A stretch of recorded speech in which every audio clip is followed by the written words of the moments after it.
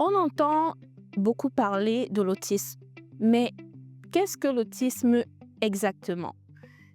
Comment cela se manifeste-t-il? Dans cette vidéo, je vais t'expliquer de manière simple ce qu'est l'autisme. Mon objectif ici est de t'aider à mettre des mots sur ce trouble pour que tu puisses mieux le comprendre, mais aussi pour que tu puisses en parler aux personnes autour de toi qui ne comprennent pas forcément la façon d'être de ton enfant. L'autisme ou trouble du spectre de l'autisme est une différence dans la manière dont le cerveau se développe et fonctionne. Cela signifie que certaines parties du cerveau des enfants autistes ne se connectent pas de la même manière que celles des enfants non autistes. Cette différence dans le fonctionnement de leur cerveau va affecter plusieurs aspects. La manière dont ils apprennent, la manière dont ils interagissent avec les autres et communiquent, et aussi la manière dont ils ressentent le monde autour d'eux. Pour mieux comprendre l'autisme, nous nous appuyons sur des critères diagnostiques du DSM-5, qui est un manuel international dont se servent les professionnels de la santé pour identifier les troubles.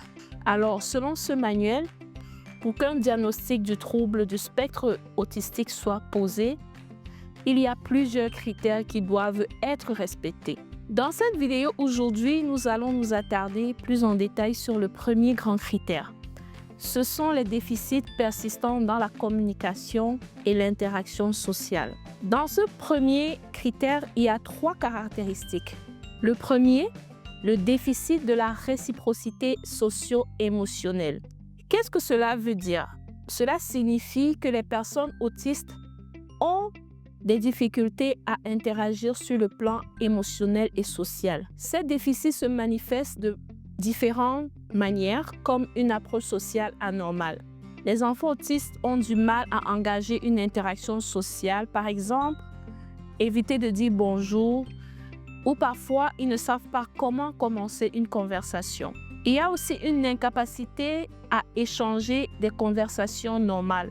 Cela peut inclure des dialogues où la personne répond peu ou pas du tout, ou bien des discussions où elle ne pose pas des questions en retour pour maintenir l'échange. Ils ont un partage limité des intérêts, des émotions ou des affects. Par exemple, une personne autiste peut ne pas montrer d'enthousiasme lorsqu'elle réussit quelque chose ou peut avoir du mal à comprendre les émotions d'autrui. Il y a aussi une absence d'initiative ou de réaction aux interactions sociales. Certains enfants autistes peuvent sembler ne pas répondre lorsque quelqu'un les appelle ou engager une interaction. Ces manifestations peuvent varier d'une personne à l'autre. Certaines peuvent présenter une légère difficulté, tandis que d'autres peuvent avoir des défis plus importants.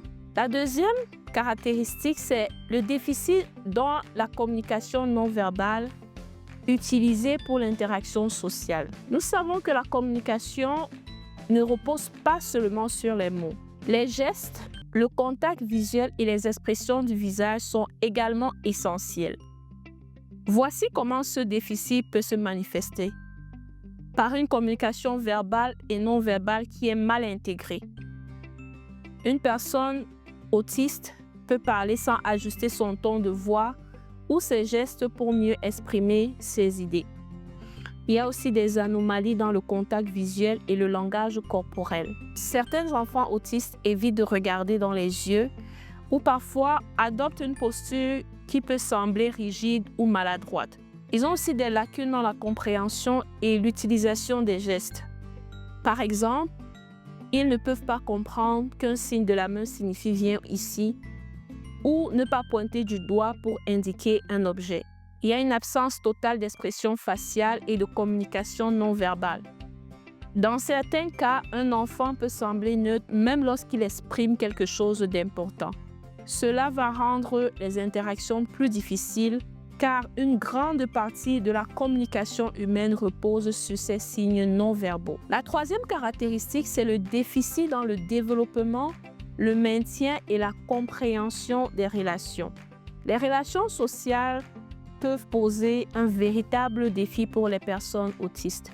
Et cela va se traduire par des difficultés à adapter le comportement à différents contextes sociaux.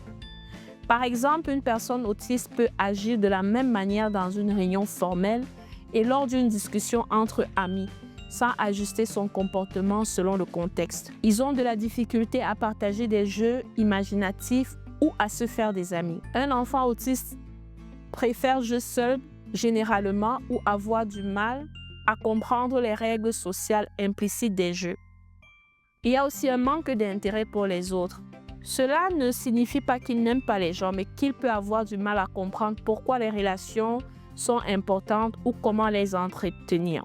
C'est comme un enfant qui à l'école reste seul pendant la récréation. Ce n'est pas parce qu'il ne veut pas jouer avec les autres, mais parce qu'il peut trouver cela difficile ou stressant. Avec du soutien et des stratégies adaptées, c'est sûr que cet enfant peut apprendre progressivement à interagir. L'autisme est une manière différente de percevoir et d'interagir avec le monde. Les déficits dans la réciprocité socio-émotionnelle, la communication non verbale et les relations sociales sont des éléments clés à comprendre. Mais chaque personne autiste est unique, avec ses propres forces et ses difficultés. Dans une prochaine vidéo, nous allons explorer un autre aspect important, les comportements répétitifs et les intérêts restreints. Merci d'avoir écouté cette vidéo. N'hésitez pas à la partager. À bientôt.